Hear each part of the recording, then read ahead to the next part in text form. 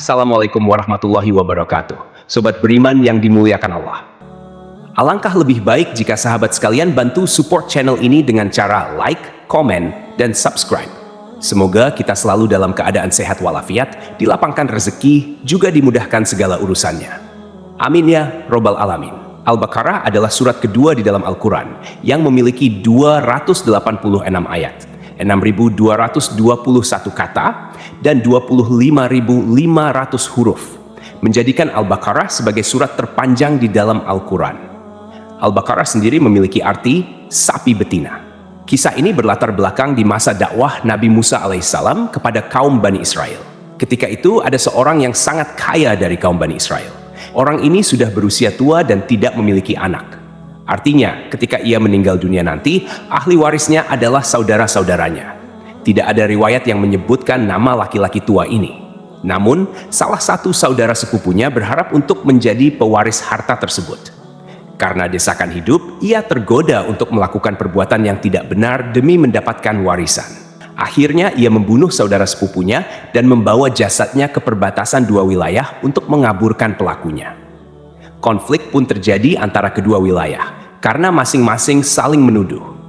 Ketika situasi memanas dan perang hampir pecah, seorang kakek bijak menyarankan mereka untuk menemui Nabi Musa guna mencari solusi. Nabi Musa kemudian berdoa kepada Allah Subhanahu wa Ta'ala agar diberi petunjuk untuk menyelesaikan masalah ini. Allah memberikan wahyu kepada Nabi Musa agar mereka menyembelih seekor sapi betina sebagai bagian dari solusi untuk menemukan pelaku. Awalnya, kaum Bani Israel merasa bingung dan heran dengan perintah ini. Tetapi Nabi Musa menegaskan bahwa ia hanya menyampaikan perintah Allah dan tidak bermaksud main-main.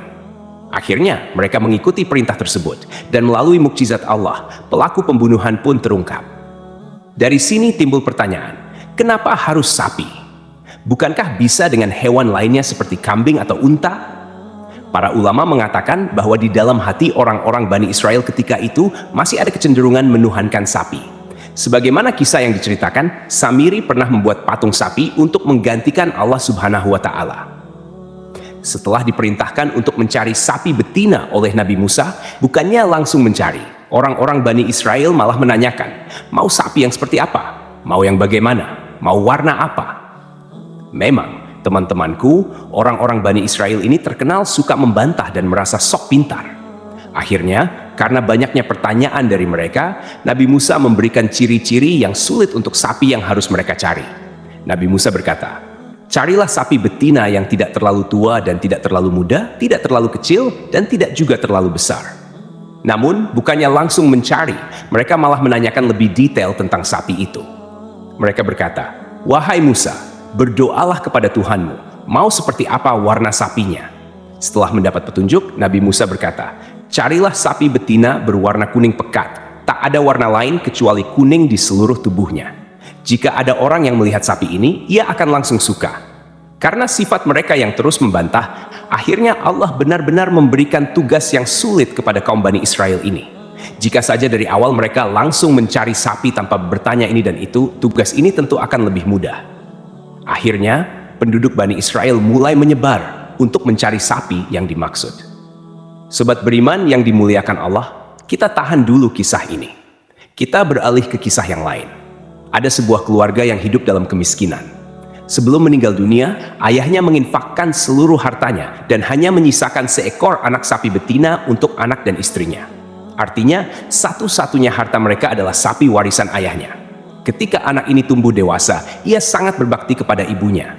Setiap hari, anak ini pergi ke hutan untuk mencari kayu bakar, membawanya ke pasar, lalu menjualnya. Hasilnya ia belikan makanan untuk dirinya dan ibunya di rumah. Ia terus melakukan ini demi menyambung hidup. Suatu hari, ibunya berkata, sesungguhnya ayahmu dulu telah mewariskan seekor anak sapi betina untukmu. Ia meninggalkannya di dalam hutan. Pergilah, ambil hakmu atas sapi itu. Akhirnya, pemuda ini memutuskan pergi ke hutan.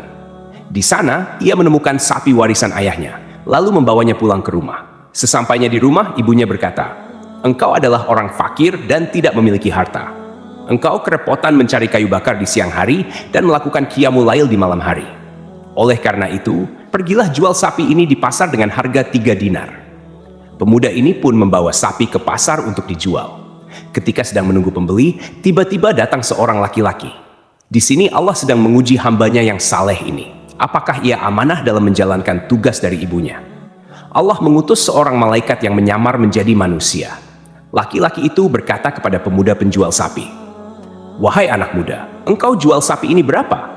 Pemuda itu menjawab, "Aku menjualnya dengan harga 3 dinar, dengan catatan ibuku meridhoinya."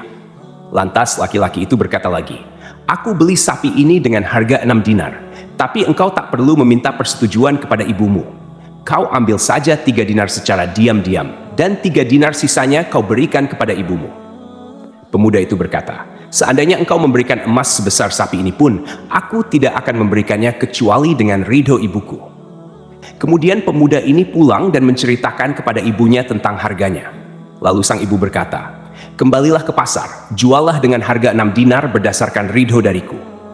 Pemuda itu pun kembali ke pasar, menemui malaikat yang menyamar sebagai pembeli tadi, dan berkata, "Ibuku menyuruhku menjual sapi ini dengan harga 6 dinar, tidak kurang dan tidak lebih."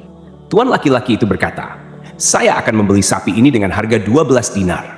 Kau bisa ambil 6 dinar untukmu, dan 6 dinar sisanya kau berikan kepada ibumu tanpa perlu ibumu tahu harga sesungguhnya."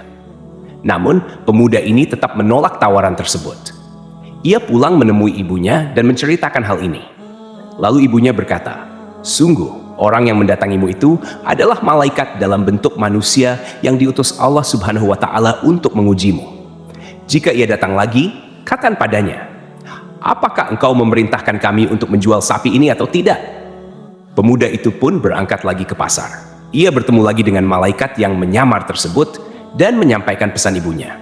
Laki-laki itu berkata, "Jangan jual sapi ini sampai datang suatu hari nanti. Akan ada orang yang membelinya atas perintah dari Nabi Musa. Juallah sapi ini dengan harga emas seberat bobot sapi ini." Pemuda itu pun pulang dan memutuskan untuk tidak menjual sapi tersebut di pasar. Pada suatu hari, orang-orang dari Bani Israel datang hendak membeli sapi itu atas perintah Nabi Musa alaihissalam.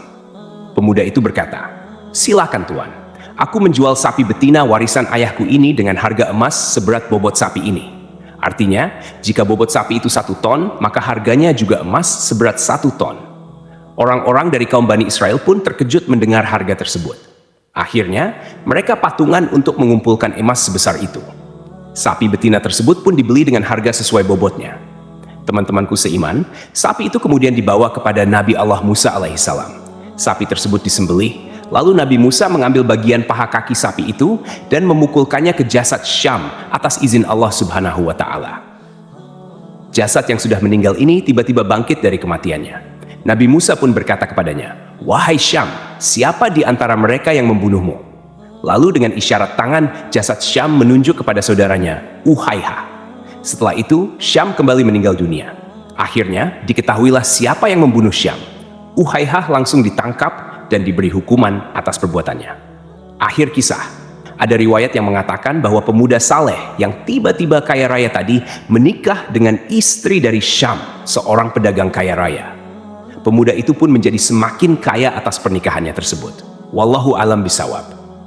Jadi itulah kisah tentang sapi betina dalam surah Al-Baqarah. Semoga kisah ini bermanfaat. Lebih dan kurangnya mohon dimaafkan. Yang benar datangnya dari Allah Subhanahu wa Ta'ala. Sedangkan khilaf atau keliru datangnya dari saya pribadi sebagai manusia biasa.